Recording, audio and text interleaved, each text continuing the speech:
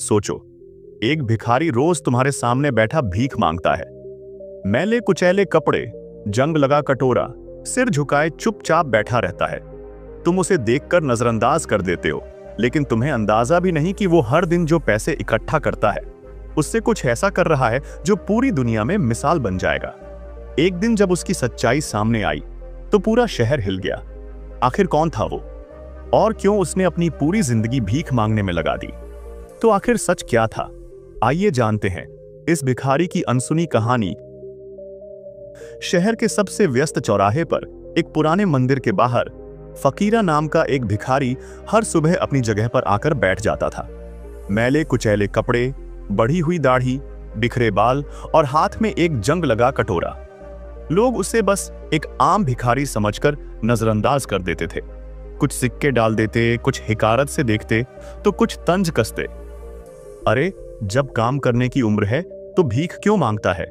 लेकिन फकीरा चुप रहता। उसने कभी किसी से कुछ नहीं मांगा। वो बस सिर झुकाए बैठा रहता, और जब उसका कटोरा सिक्कों से भर जाता तो उठता और शहर की तंग गलियों में कहीं गायब हो जाता। शहर के लोगों को उसकी इस हरकत से कोई फर्क नहीं पड़ता था, लेकिन रघु, जो एक 12 साल का गरीब लड़का था, उसे यह सब अजीब लगा। रघु खुद स्कूल नहीं जा पाता था, इसलिए कचरे में से काम की चीजें इकट्ठा कर बेचता था। एक दिन जब फकीरा सिक्के लेकर उठा तो रघु ने चुपचाप उसका पीछा किया। फकीरा संकरी गलियों से होकर एक पुराने जर्जर मकान में पहुंचा। रघु ने खिड़की से झांककर अंदर देखा और उसकी आंखें फटी की फटी रह गईं। अंदर करीब 60 से 70 बच्चे पढ़ाई कर रहे थे। उनके कपड़े फटे पुराने थे, लेकिन उनके चेहरे पर खुशी थी। उनके पास किताबें, स्लेट और कुछ लकड़ी की कुर्सियां और टेबल रखी थीं। फकीरा अंदर गया और अपने कपड़े से सिक्के निकालकर एक बूढ़ी औरत को दे दिए।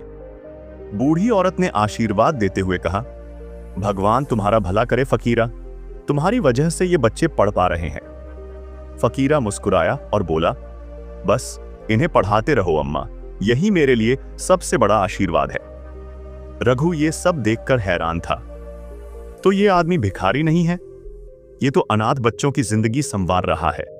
अगले दिन रघु ने हिम्मत करके फकीरा से पूछा, तुम कौन हो और ये सब क्यों कर रहे हो? फकीरा पहले तो चुप रहा, फिर एक लंबी सांस लेकर बोला, मेरा असली नाम रणवीर सिंह है। कभी मैं इस शहर का सबसे बड़ा व्यापारी था। करोड़ों की संपत्ति थी, बड़ी हवेली, गाड़ियां, नौकर चाकर, सब कुछ। रघु हैरान था।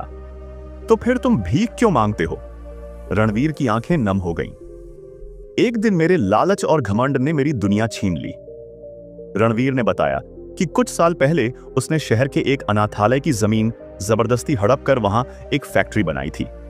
लेकिन उसी रात फैक्ट्री में आग लग गई और दर्जनों अनाथ बच्चे जलकर मर गए। रणवीर ने खूब पैसे कमाए, लेकिन उसकी आत्मा उसे चैन नहीं लेने देती थी। जब भी वो आईने में अपना चेहरा देखता, उसे उन बच्चों की चीखें सुनाई देती। मेरे लालच की वजह से मासूमों की जान गई। एक दिन उसने सब कुछ छोड़ दिया, अपनी करोड़ों की दौलत त्याग दी और ये रास्ता चुना। अब वो भीख मांगकर उन बच्चों की मदद करता जिनके पास कोई सहारा नहीं था। एक दिन शहर में बाढ़ आ गई, कई घर तबाह हो गए और फकीरा के स्कूल में पानी भर गया। रणवीर ने अपनी जान की परवाह किए बिना बच्चों को वहां से निकाला, लेकिन खुद तेज बहाव में बह गया। जब लोगों को यह खबर लगी तो पूरा शहर अस्पताल पहुंच गया। अखबारों में छपा, करोड़पति से भिखारी बने रणवीर सिंह, जिसने अनगिनत अनाथों को शिक्षा दी। लोग हैरान थे। जिसे वो एक मामूली भिखारी समझते थे, वो असल में सबसे बड़ा दानवीर था। रणवीर की हालत गंभीर थी।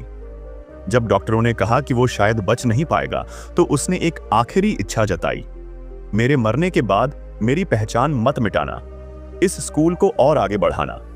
कुछ घंटों बाद रणवीर ने अपनी आखिरी सांस ली। रणवीर की कहानी जानकर पूरा शहर रो पड़ा।